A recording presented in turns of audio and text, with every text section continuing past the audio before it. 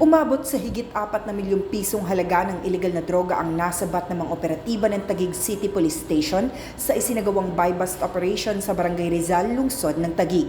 Ayon sa Station Drug Enforcement Unit, ikinasa nila ang operasyon nang makatanggap sila ng tip mula sa kanilang confidential informant ukol sa nagaganap na bentahan ng iligal na droga sa nabanggit na lugar. Nang magpositibo ang impormasyon ay isang pulis ang nagpanggap na poster buyer upang mahuli ang mga sospek na nagresulta naman sa pagkaaresto nila.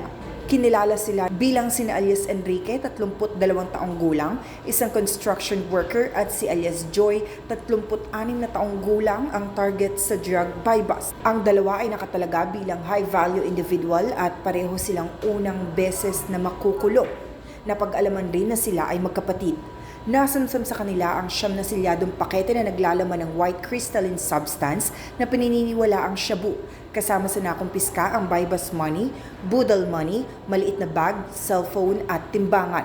Ang mga iligal na droga ay may bigat na hindi bababa o tataas sa 609.6 grams at nagkakahalagang 4,145,280 pesos. Samantala, itinatanggi naman ng mga sospek ang mga nakuhang ebidensya. Wala ko talagang alam po, sir. Wala ko lang alam yun, sir. Yung ano po kasi na yun, hindi po talaga sa akin yun, sir. Hindi naman po talaga kami masamang ano. Kaya naman po talaga namin makapagbagong buhay. Reklamong paglabag sa RA 9165 ang nakanda laban sa kanila.